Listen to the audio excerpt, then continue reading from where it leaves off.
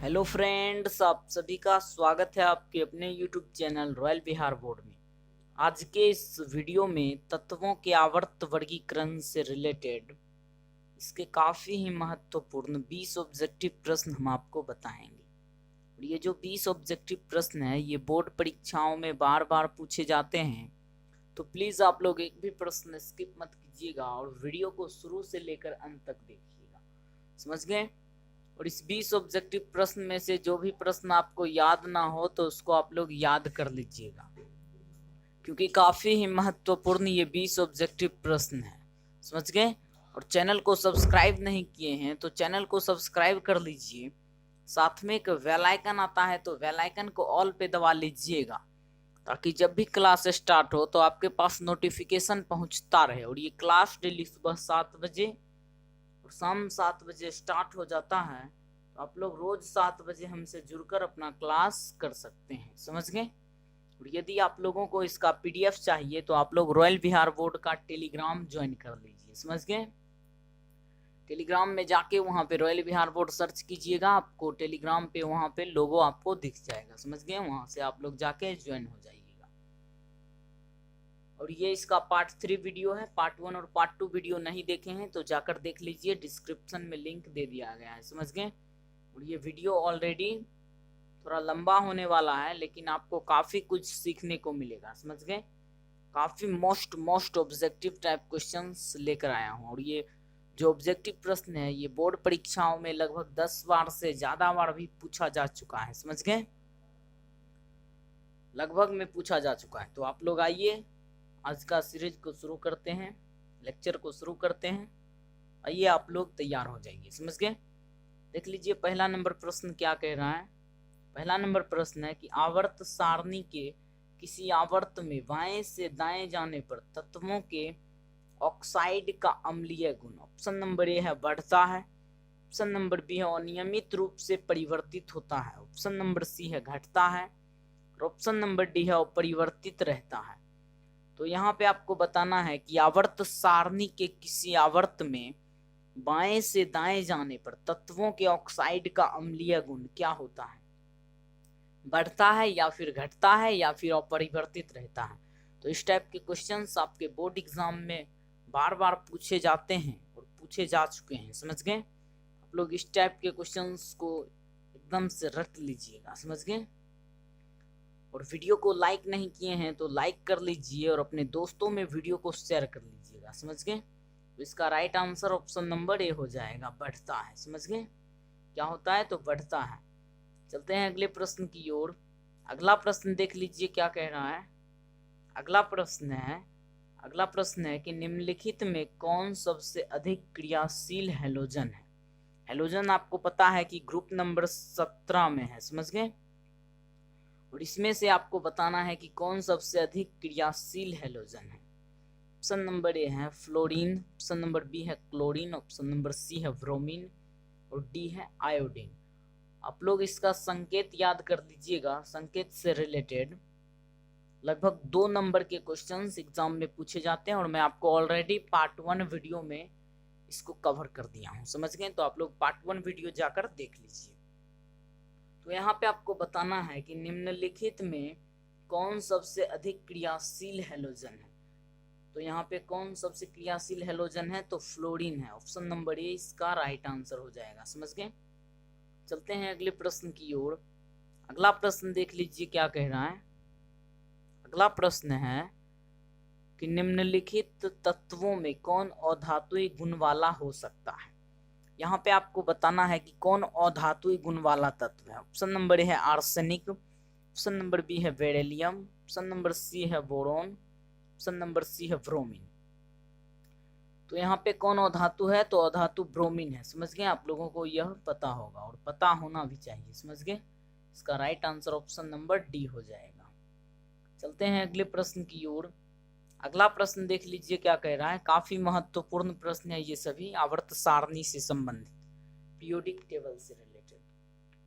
देख लीजिए ये प्रश्न क्या कह रहा है कि आवर्त सारणी में बाएं से दाएं जाने पर तत्वों के गुणों के संबंध में कौन सा कथन गलत है। यहाँ पे आपको बताना है कि कौन सा कथन गलत है। ऑप्शन नंबर ए है तत्वों का धात्विक गुण घटता है। ऑप्शन नंबर बी है तत्वों में संयोजी इलेक्ट्रॉनों की संख्या बढ़ती है। ऑप्शन नंबर सी है परमाणु अपने इलेक्ट्रॉन का त्याग आसानी से कर सकते हैं। ऑप्शन नंबर डी है तत्वों के ऑक्साइड अधिक अम्लीय होते जाते हैं। यहाँ पे आपको समझना है कि आवर्त सारणी में बाएं से इधर है, बाएं से यदि हम लोग इधर की तरफ जाएं, बाएं से दाएं की तरफ जाएं, तो तत्वों के गुणों के संबंध में कौन सा कथन गलत है यहाँ पे आपको बताना है। तो इसका right answer option number C हो जाएगा, परमाणु अपने इलेक्ट्रॉन का त्याग आसानी से कर सकते हैं। ऑप्शन नंबर सी इसका राइट आंसर हो जाएगा। अगला प्रश्न देख लीजिए क्या कह रहा है। अगला प्रश्न है कि निम्नलिखित सेटों में तत्वों का कौन सा युग्म एक जैसा रासायनिक गुण वाला है। ऑप्शन नंबर ए है सोडियम और एल्यूमिनियम। ऑप्शन नंबर बी है आर्गन और पोटेशियम। ऑप्शन नंबर सी है बोरोन और जर्मेनियम। ऑप्शन नंबर डी है नाइट्रोजन और फास्फोरस। तो इसमें आपको एक जैसा रासायनिक गुण वाला तत्व कौन है आपको बताना है। तो इसका right answer option number D हो जाएगा, समझ गए।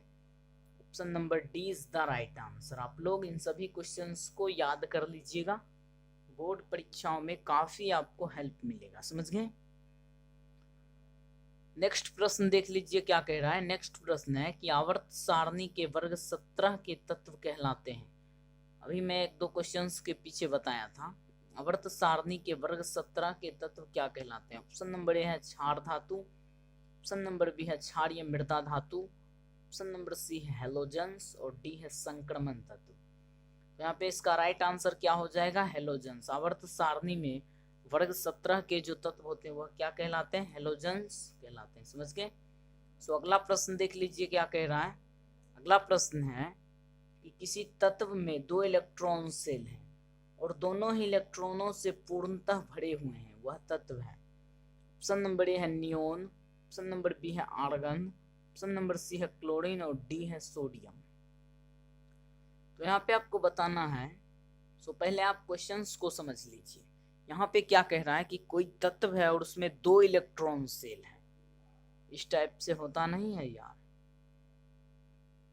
देख लीजिए, बस 2 इलेक्ट्रॉन शेल हैं और दोनों ही पूर्णतः इलेक्ट्रॉन से भरे होते हैं। पहला में 2 इलेक्ट्रॉन और दूसरा में 8 इलेक्ट्रॉन। इस टाइप से आपको समझ लेना है, क्योंकि स्क्रीन पे लिखने में थोड़ा सा प्रॉब्लम तो होता है। तो आपको बताना है कि वह तत्व कौन है। तो यह अक्रिय तत्व भी हो सकता है, 0 ग्रुप का। देख लीजिए, पहला में 2 है और दूसरा में 8, दोनों पूर्णतः भरा हुआ है। तो 10 परमाणु क्रमांक किस तत्व का होता है। तो अक्रिय तत्व जो है जिसका 10 परमाणु क्रमांक होता है वह कौन है, तो नियोन है। इसका राइट आंसर ऑप्शन नंबर ए हो जाएगा, समझ गए। तो क्वेश्चंस को समझ के उसको बनाना है, आपको रटना नहीं है, समझ गए। वैसा हालात जब क्वेश्चंस का आए तो आप लोग रट लीजिए, आपके एग्जाम का जो है बहुत ही कम समय बचा हुआ है, तो अभी आपको रटना ही पड़ेगा, समझ गए। तो इसका राइट आंसर ऑप्शन नंबर ए हो जाएगा। अगला प्रश्न देख लीजिए क्या कह रहा है। अगला प्रश्न है कि निम्नलिखित में कौन सा संक्रमण तत्व है। ऑप्शन नंबर ए है सोडियम, बी है रेडियम, सी है आयरन और डी है लेड। तो यहाँ पे आपको बताना है कि कौन सा संक्रमण तत्व है। तो संक्रमण तत्व आयरन है, आयरन का मतलब लोहा, समझ गए। ऑप्शन नंबर सी इसका राइट आंसर हो जाएगा। सो अगला प्रश्न देख लीजिए क्या कह रहा है। अगला प्रश्न है कि निम्नलिखित इलेक्ट्रॉनिक विन्यासों में कौन सा विन्यास क्षार धातु का है। ऑप्शन नंबर ए है 282। ऑप्शन नंबर बी है 283। ऑप्शन नंबर सी है 281 और डी है 28182। तो यहाँ पे आपको बताना है कि इन सभी इलेक्ट्रॉनिक विन्यासों में कौन सा विन्यास क्षार धातु का है। तो आपको पता होना चाहिए कि क्षार धातु जो है वो वर्ग 1 का तत्व है। ऑल टू ऑल जो क्षार धातु का तत्व है वो वर्ग 1 में रहता है, समझ गए। और क्षारीय मृदा धातु का वर्ग 2 में, समझ गए। तो वर्ग 1 का जितना भी तत्व है उसका इलेक्ट्रॉनिक विन्यास यदि आप लोग निकालते हैं तो उसके अंत में हमेशा 1 होना चाहिए। और वर्ग 2 का तत्व जो क्षारीय मृदा धातु होता है उसके अंत में हमेशा 2 होना चाहिए। इससे आपको पता चल जाएगा वह क्षार धातु है या मृदा धातु। आप लोग इसको एक कॉपी में लिख लीजिए, तो आप लोग कॉपी में नोट कर लीजिए। अंत में आपको ये इलेक्ट्रॉनिक विन्यास नहीं देखना है। यदि आपसे क्षार धातु का पूछे, क्षार धातु का इलेक्ट्रॉनिक विन्यास, तो आपको अंत में 1 देखना है। यदि आपसे क्षार या मृदा धातु का पूछे तो आपको अंत में 2 देखना है। समझ गए? यहाँ पे क्षार धातु का इलेक्ट्रॉनिक विन्यास पूछा है, तो अंत में देख लीजिए 1 इसमें है, तो इसका right answer option number C हो जाएगा। ये जो है ये क्षार धातु का तत्व है, इसका इलेक्ट्रॉनिक विन्यास। समझ गए? वीडियो को लाइक नहीं किए हैं तो लाइक कर लीजिए और कमेंट में लिख के बताइए कि सर वीडियो अच्छा है या नहीं। लिख के बताइए, तो क्या कमियां रह गई है इस वीडियो में उसको भी हम पूर्ण करेंगे। लोग कमेंट में लिख के बताते नहीं हैं। समझ गए? अगला प्रश्न देख लीजिए क्या कह रहा है। अगला प्रश्न है कि आवर्त सारणी के किसी वर्ग में ऊपर से नीचे आने पर तत्वों की क्रियाशीलता ऑप्शन नंबर ए है घटती है, बी है बढ़ती है, सी है परिवर्तित रहती है और डी है इनमें कोई नहीं। तो यहाँ पे इसका राइट आंसर क्या हो जाएगा? आवर्त सारणी के किसी वर्ग में ऊपर से नीचे आने पर तत्वों की क्रियाशीलता क्या होती है? तो बढ़ती है। ऑप्शन नंबर बी इसका राइट आंसर हो जाएगा। समझ गए? तत्वों की क्रियाशीलता क्या होती है? तो बढ़ती है। अगला प्रश्न देख लीजिए क्या कह रहा है। अगला प्रश्न है काफी महत्वपूर्ण, ये सभी प्रश्न है। समझ गए? अगला प्रश्न है कि वर्ग 13 से लेकर 18 तक वाले तत्व क्या कहलाते हैं? ऑप्शन नंबर ए है एस ब्लॉक के तत्व, ऑप्शन नंबर बी है पी ब्लॉक के तत्व, सी है डी ब्लॉक के तत्व और डी है एस ब्लॉक के तत्व। तो यहाँ पे वर्ग 13 से लेकर 18 तक के तत्व क्या कहलाते हैं? तो पी ब्लॉक के तत्व कहलाते हैं। समझ गए? ऑप्शन नंबर बी इसका राइट आंसर हो जाएगा। अगला प्रश्न देख लीजिए क्या कह रहा है। अगला प्रश्न है कि निम्नलिखित में तत्वों का कौन सा सेट डोबरेनर के त्रियक नियम का पालन करता है? ऑप्शन नंबर ए है calcium lithium bromine, option number B है calcium oxygen magnesium, option number C है calcium lithium chlorine, option number D है कैल्शियम स्ट्रांसियम बेरियम। तो आपको डोबराइनर का त्रियक नियम जो है ये सभी याद करके जाना पड़ेगा। उसके बाद पूरा क्वेश्चंस में जितना बताया हूँ लेक्चर 1, लेक्चर 2, लेक्चर 3 में उन सभी को आप लोग याद कर लीजिएगा। इस चैप्टर से आपके एक भी क्वेश्चंस नहीं छूटेंगे। समझ गए? देख लीजिए यहाँ पे डोबराइनर के त्रियक नियम का पालन कौन सा तत्व करता है? ऑप्शन नंबर डी इसका राइट आंसर हो जाएगा, calcium strontium barium. Option number D इसका राइट आंसर हो जाएगा। चलते हैं अगले प्रश्न की ओर। सारे प्रश्न काफी महत्वपूर्ण है। समझ गए? अगला प्रश्न देख लीजिए क्या कह रहा है, काफी इंपोर्टेंट है, बोर्ड एग्जाम में काफी बार पूछे जा चुके हैं। देख लीजिए क्या कह रहा है कि मेंडलीफ के आवर्त नियम के अनुसार तत्वों के गुण आवर्त फलन होते हैं उनके। ऑप्शन नंबर ए है परमाणु संख्याओं के, ऑप्शन नंबर बी है परमाणु द्रव्यमानों के, ऑप्शन नंबर सी है परमाणु आयतन के और डी है घनत्व के। तो आपको जब भी मेंडलीफ दिखे, मेंडलीफ के आवर्त नियम के अनुसार आपके एग्जाम में जब भी क्वेश्चंस पूछा जाए तत्वों के गुण आवर्त फलन किसके होते हैं? मेंडलीफ के अनुसार तो तत्वों के गुण आवर्त फलन होते हैं परमाणु द्रव्यमान के। समझ गए? जब भी आपको मेंडलीफ दिखे और उनके अनुसार तत्वों के गुण किसके आवर्त फलन होते हैं? तो परमाणु द्रव्यमान के। समझ गए?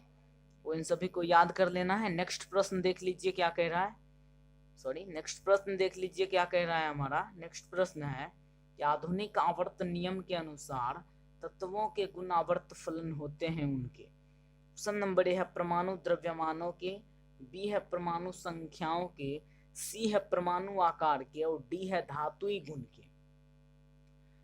तो जब आपको आधुनिक आवर्त नियम के अनुसार पूछे तो आपको क्या करना है? परमाणु संख्या में टिक मारना है। समझ गए? ऑप्शन नंबर बी इसका राइट आंसर हो जाएगा।